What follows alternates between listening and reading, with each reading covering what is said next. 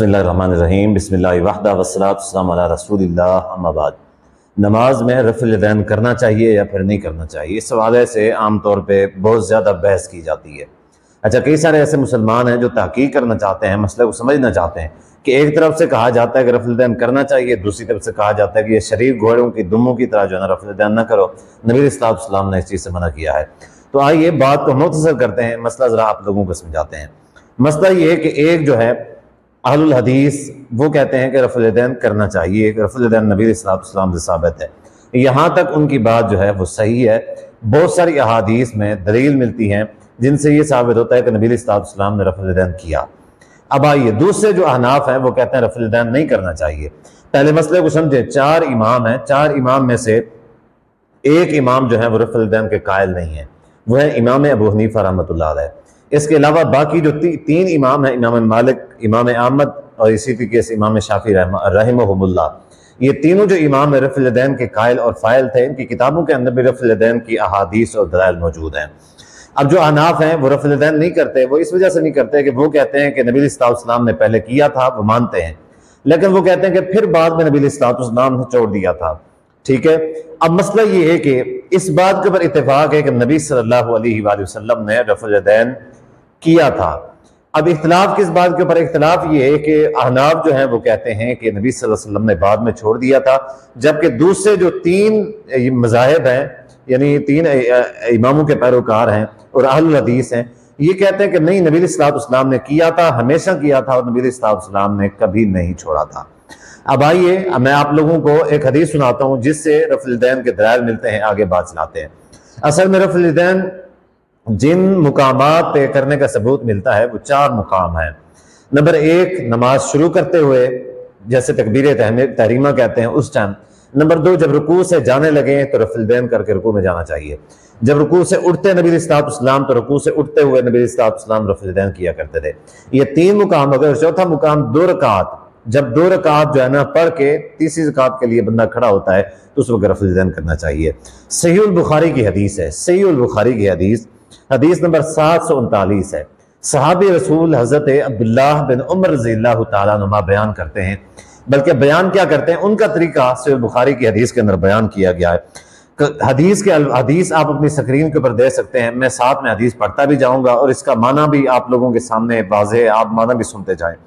हदीस है कि अन्ना इब्न उमर कान इज़ा दखल फी सलाति कब्बरा व रफ़अ यदैहि।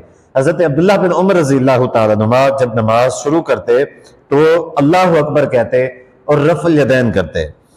ये पहला मुकाम हो गया। दूसरा मुकाम, व इज़ा रकअ रफ़अ यदैहि, जब रुकू करने लगते तो रफ़्ल यदैन करते, ये दूसरा मुकाम हो गया। इसी तरीके से व इज़ा क़ाल समी अल्लाहु लिमन हमिदा रफ़अ यदैहि, जब तीसरा मुकाम समी अल्लाहु लिमन हमिदा कहते तो उस वक्त भी रफ़्ल यदैन करते। अब आगे, वइज़ा क़ाम मिन रकातैनि, जब दो रकअतों से उठते तो रफ़अ यदैहि, रफ़्ल यदैन किया करते थे। अब हज़रत अब्दुल्लाह बिन उमर रज़ियल्लाहु ताला अन्हुमा ऐसा किया करते। ये बयान करने वाले कौन हैं? ये बयान करने वाले हज़रत अब्दुल्लाह बिन उमर के जो गुलाम हैं वो नाफ़े हैं। अब वो कहते हैं वरफ़अ ज़ालिका इब्न उमर इला नबी सल्लल्लाहु अलैहि वसल्लम, नबी सल्लल्लाहु अलैहि वसल्लम तक ये अमल हज़रत अब्दुल्लाह बिन उमर रज़ियल्लाहु ताला अन्हुमा ने पहुँचाया। यानी कि उन्होंने ये फरमाया कि नबी सल्लल्लाहु अलैहि वसल्लम भी ऐसा किया करते थे। नबी सल्लल्लाहु अलैहि वसल्लम तक, यानी इस अमल को नबी सल्लल्लाहु अलैहि वसल्लम की ज़ात की तरफ मंसूब किया। तो इस हदीस से ये बात साबित होती है कि नबी सल्लल्लाहु अलैहि वसल्लम ने चार मुकामात पर रफ़्ल यदैन किया। सहाबी रसूल अब्दुल्लाह बिन उमर रज़ियल्लाहु ताला अन्हुमा नबी सल्लल्लाहु अलैहि वसल्लम की वफ़ात के बाद, अब जब नबी सल्लल्लाहु अलैहि वसल्लम हयात नहीं है, इस दुनिया से चले गए, उसके बाद इस हदीस को बयान कर रहे हैं कि रफ़्ल यदैन करते थे। और उसके बाद ताबीन कहते हैं कि हज़रत अब्दुल्लाह बिन उमर रज़ियल्लाहु ताला अन्हुमा ये कहते थे कि नबी सल्लल्लाहु अलैहि वसल्लम ऐसे रफ़्ल यदैन किया करते थे। रही बात मनसूख की, तो यहाँ पे मैं एक बात कहना चाहता हूँ कि नबी सल्लल्लाहु अलैहि वसल्लम से रफ़्ल यदैन करना साबित है। ये सहीह बुखारी की हदीस है। सहीह बुखारी दुनिया की सबसे सही तरीन हदीस की किताब है और उसकी, यानी ये ऐसी किताब है जिसके अंदर कोई एक हदीस भी ज़ईफ़ नहीं है, और इस बात के ऊपर उम्मत का इजमा है कि सही बुखारी की हर एक हदीस जो है वो बिल्कुल सही है। अब उसी सही बुखारी के अंदर ये जो 739 नंबर हदीस है, इसके अंदर ये हदीस वाज़े तौर पर देखा जा सकता है। अब रही बात, एक यहाँ से ये मसला साबित होता है कि नबी सल्लल्लाहु अलैहि वसल्लम ने रफ़्ल यदैन किया, इन चार मुकामात पर रफ़्ल यदैन किया। रही बात कि जो कहते हैं कि नबी सल्लल्लाहु अलैहि वसल्लम ने रफ़ुल यदैन छोड़ दिया था, तो सही बात यह है कि हदीस के सही किसी भी सही हदीस से नबी सल्लल्लाहु अलैहि वसल्लम से रफ़ुल यदैन छोड़ना साबित नहीं है। हाँ, मैं अपने उन भाइयों से जो ये कहते हैं या जो समझते हैं कि रफ़ुल यदैन नबी सल्लल्लाहु अलैहि वसल्लम ने छोड़ दिया था, तो सिर्फ और सिर्फ एक ऐसा हवाला, एक ऐसी सही सरी हदीस दिखा दें जिससे ये साबित हो कि नबी सल्लल्लाहु अलैहि वसल्लम ने रफ़ुल यदैन बाद में छोड़ दिया था।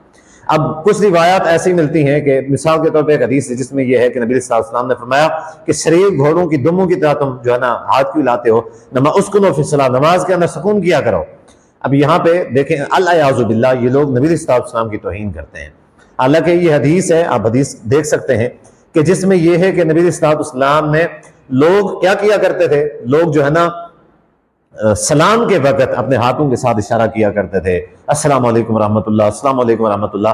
तो नबी सल्लल्लाहु अलैहि वसल्लम ने वहां पे फरमाया कि शरीर घोड़ों की दुमों की तरह जो है ना तुम इस तरह जो है ना अपने हाथों को ना किया करो, नमाज के अंदर सुकून किया करो। इस वजह से अब यहाँ पे सादा सी बात समझे, मैं दलाइल की तरफ अगर ना भी जाऊं, सादा सा बंदा ये कहे, ये समझ सकता है कि एक काम जो नबी सल्लल्लाहु अलैहि वसल्लम ने किया रफ़ुल यदैन वाला, अब ठीक है नबी सल्लल्लाहु अलैहि वसल्लम ने छोड़ दिया, अब नबी सल्लल्लाहु इनकी बात एक मिनट के लिए मान लेते हैं कि इन्होंने कहा कि नबी सल्लल्लाहु अलैहि वसल्लम ने बाद में छोड़ दिया और नबी सल्लल्लाहु अलैहि वसल्लम ने फरमाया कि ये शरीर घोड़ों की तरह कर रहे हो। तो सवाल ये, क्या नबी सल्लल्लाहु अलैहि वसल्लम नौजुबिल्लाह नबी सल्लल्लाहु अलैहि वसल्लम का जो अमल था जो किसी जमाने में किया करते थे आपके बकौल, क्या नौजुबिल्लाह नबी पाक भी शरीर घोड़ों की तरह किया करते थे? अल-याज़ुबिल्लाह। यानी ये देखें, ऐसी हदीस जो सलाम से मुताल्लिक है उसको रफ़ुल यदैन के ऊपर फिट कर दिया, ठीक है, और फिर ये कह दिया कि जो रफ़ुल यदैन किया करते थे नबी सल्लल्लाहु अलैहि वसल्लम ने फरमाया शरीर घोड़ों की दुमों की तरह तुम ये कर रहे हो। अल-याज़ुबिल्लाह, जब नबी सल्लल्लाहु अलैहि वसल्लम रफ़ुल यदैन किया करते थे, क्या नबी सल्लल्लाहु अलैहि वसल्लम भी ऐसे किया करते थे? जाहिर है वो नबी सल्लल्लाहु अलैहि वसल्लम भी तो रफ़ुल यदैन किया करते थे। तो क्या नबी सल्लल्लाहु अलैहि वसल्लम आप सल्लल्लाहु अलैहि वसल्लम ने जिस अमल को छोड़ दिया है, क्या वो इतना बुरा फेल था जो नबी सल्लल्लाहु अलैहि वसल्लम किया करते थे? कभी भी नहीं। नबी सल्लल्लाहु अलैहि वसल्लम ने जो काम कभी भी किया हो, ये बात समझे, चाहे अपने बचपन में किया हो, नबूवत से पहले किया हो, कभी भी किया हो, कोई भी काम नबी सल्लल्लाहु अलैहि वसल्लम का बुरा नहीं है। हाँ, अफजल में फर्क जरूर हो सकता है कि जो नबूवत से पहले किया या जो काम नबी सल्लल्लाहु अलैहि वसल्लम ने पहले किया और फिर बाद में छोड़ दिया, ऐसा कहा जा सकता है कि पहले जो किया वो अफजल नहीं था, दूसरा जो है वो उससे ज्यादा बेहतर और अफजल था। लेकिन कभी भी ये नहीं कहा जा सकता कि नबी सल्लल्लाहु अलैहि वसल्लम ने जो पहले काम किया और छोड़ दिया वो काम को बुरा था, अल-याज़ुबिल्लाह, ऐसा मुमकिन ही नहीं है। दूसरी बात, दूसरी पक्की है कि जो कहते हैं कि शरीर घोड़ों की दुमों की तरह जो है ना रफ़ुल यदैन की मिसाल नबी सल्लल्लाहु अलैहि वसल्लम ने दी। अब सवाल ये कि वो लोग नमाज के शुरू में तो रफ़ुल यदैन करते हैं, क्या वो शरीर घोड़ों की दुमों की तरह नहीं है? क्या वो जो वितर के अंदर करते हैं, जब वितर की दुआ पढ़ने लगते हैं खड़े होकर क़याम में, तो ऐसे रफ़ुल यदैन करते हैं, क्या वो शरीर घोड़ों की दुमों की तरह नहीं है? या ईदैन के अंदर जो 3 मरतबा पहली रकात के अंदर और 3 मरतबा दूसरी रकात के अंदर हाथ उठा कर रफ़ुल यदैन करते हैं, क्या वो शरीर घोड़ों की दुमों की तरह नहीं है? यानी अगर रफ़ुल यदैन करना शरीर घोड़ों की दुमों की तरह है तो बस ठीक है, फिर हर रफ़ुल यदैन होना चाहिए।